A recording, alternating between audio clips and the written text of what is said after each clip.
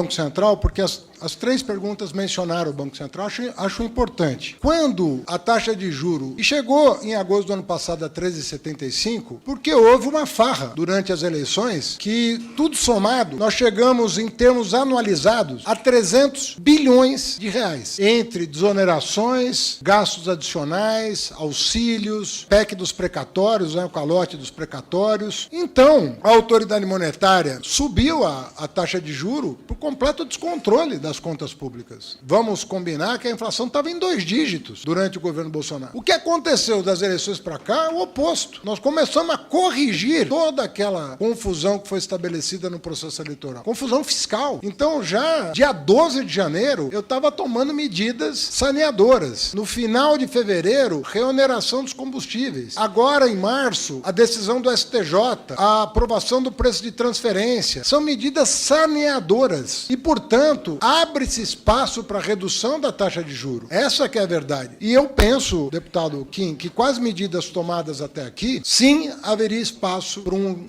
gesto de mais confiança na economia brasileira, sem que houvesse, na minha opinião, qualquer percalço em relação à inflação. Aí, falando mais das perguntas todas do Kim, que foram muitas, o orçamento secreto acabou. Dizer que o orçamento está liberado, que não está contingenciado, eu só declarei que está 100% liberado. E disse isso e repito isso. As emendas impositivas, as emendas individuais impositivas, as emendas de comissão, elas estão liberadas. O Ministério da Fazenda não promoveu nenhum contingenciamento. A questão do ajuste do fiscal, aí, deputado Kim, sinceramente, aí, me perdoe a sinceridade, mas tem que olhar a série histórica. Se o senhor olhar as séries históricas de juro, inflação, dívida pública, superávit primário, todas as séries históricas, se o senhor imaginar, tem uma pessoa que foi muito bem nesse quesito, que foi o presidente Lula. Para trás e para frente. Eu sei que isso pode magoar algumas pessoas, mas são dados objetivos. Pegue as séries históricas do real para cá. Todas, repito, as séries históricas,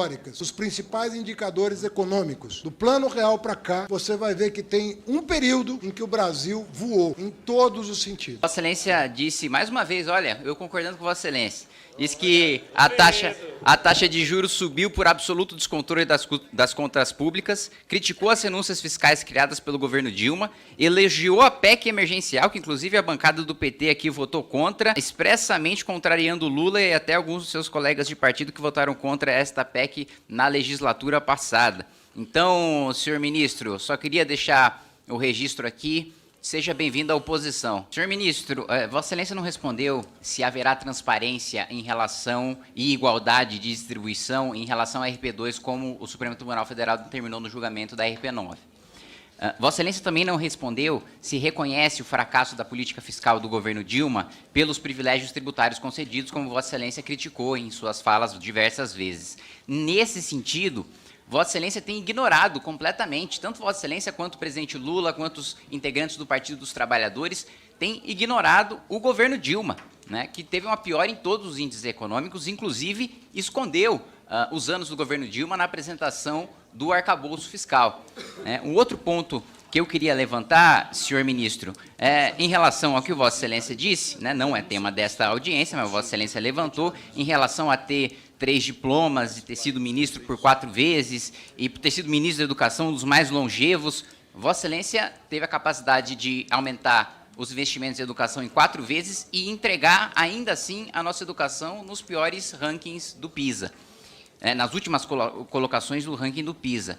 E um outro ponto é de que a quebradeira que Vossa Excelência criticou do país e jogou isso, né, na alta da taxa de juros, o partido de Vossa Excelência contribuiu, né? Como eu disse, o presidente Dilma concedeu 480 bilhões em renúncias fiscais.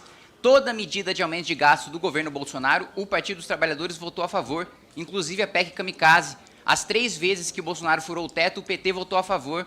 A própria PEC da transição, que aumentou também a projeção de déficit em dezenas de bilhões de reais, o PT não só propôs, como também aprovou aqui dentro desta Câmara dos Deputados. E, por último, senhor presidente, senhor ministro, como Vossa Excelência disse, foi ministro por 4 vezes, mas lamento informar que fracassou as 4, por isso perdeu a eleição para a Prefeitura, para o Governo do Estado e para a Presidência da República. Eu não sei se é esse debate que o deputado Kim propõe, mas eu penso que o valor total das emendas no orçamento é de quase 40 bilhões de reais hoje. 40 bilhões, viu, deputado Kim? Entre emendas individuais e impositivas, emendas de comissão, emendas de RP2, emendas de... tudo somado, nós estamos falando de 40 bilhões de reais. É quase 0,5% do PIB, não é pouco dinheiro. Eu acho que nós deveríamos abrir um debate sobre como canalizar esses recursos, em vez de pulverizar esses recursos, canalizá-los para projetos estratégicos, dando mais transparência. Eu não sei se existe espaço na casa para esse debate, mas como membro da equipe econômica, eu te diria que nós teríamos todo o interesse em fazer esse debate. Pegar todas as emendas, os 40 bilhões de emenda, e verificar o que é melhor fazer com esses 40 bilhões. Me disponho, deputado Kim, a fazer essa discussão quando do encaminhamento do novo orçamento. Sentar com as lideranças e verificar se não é o caso de canalizar esses investimentos para projetos mais estratégicos e de maior transparência. Deputado Kim, outra vez eu vou ter que falar de uma coisa para a qual eu não fui convocado, mas é até por dever de consciência. Eu escrevi um artigo sobre alguns equívocos que eu considerei no primeiro mandato da presidenta Dilma. Escrevi em 2017. Eu não tenho problema nenhum, como eu elogiei a Gleisi aqui, que fala francamente o que pensa, eu também falo francamente o que eu penso, e eu escrevi um artigo, olha, eu acho que nós erramos aqui. E a presidenta Dilma inclusive, já admitiu. Falou, olha, primeiro mandato, publicamente, olha, não faria as desonerações no patamar que fiz. Nós não temos problema com isso. Agora, depois da reeleição de 2014, eu já tenho mais dificuldade em fazer crítica, porque aí a oposição esculhambou a República, começando por não reconhecer o resultado das urnas. Começou lá. No dia seguinte da reeleição de 2014, a oposição começou a arguir, pedir recontagem de voto, arguir a urna eletrônica, essas bobagens todas que os luminares da República começou em 2014 essa bagunça. E a partir de 2015, companheiro seu, Eduardo Cunha, vi fotos suas do lado dele, efusivas, aquela bagunça que ele fez ali, o que o Guimarães fala é pura verdade, deputado Kim. Aquilo ali foi um assassinato da República. Vocês acabaram com a República. Eram as pautas bomba. Quem é que ia segurar aquele rojão? Para cada medida que você mandava, ampliava a lista de desoneração em 500%. Então como é que você vai criticar uma pessoa que não teve sua vitória reconhecida e que passou a ser sabotada?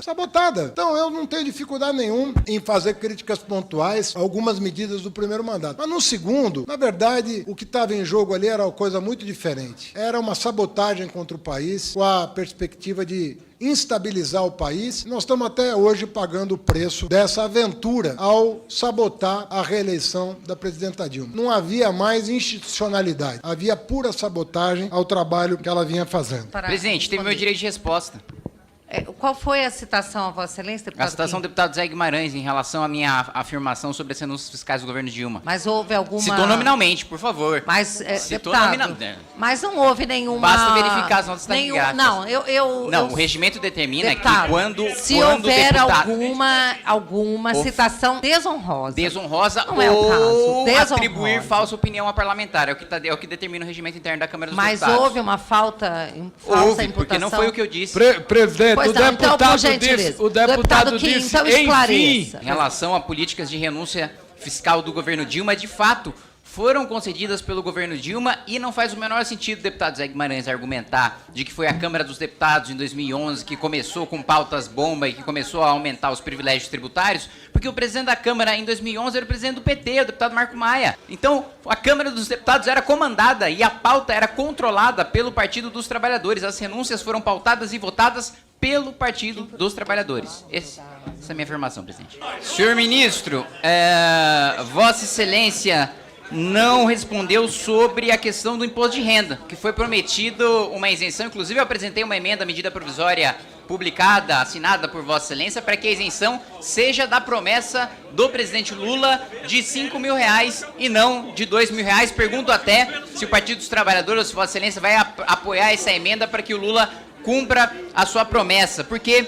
enquanto você tem um reajuste ali de apenas R$ 1.900, R$ 2.000 na tabela do imposto de renda, você tem gastos no Palácio da Alvorada de R$ 60.000 em sofá, em R$ 42.000 em cama. Então, por um lado, a gente vê o mais pobre sendo penalizado e, por outro lado, a gente vê o governo gastando, estourando gastos no cartão corporativo e estourando gastos também nos seus próprios móveis de luxo no Palácio da Alvorada. E sobre minha foto com o presidente da Câmara, se o presidente da Câmara fosse Vossa Excelência, eu teria protocolado com Vossa Excelência para derrubar o pior governo da história desse país.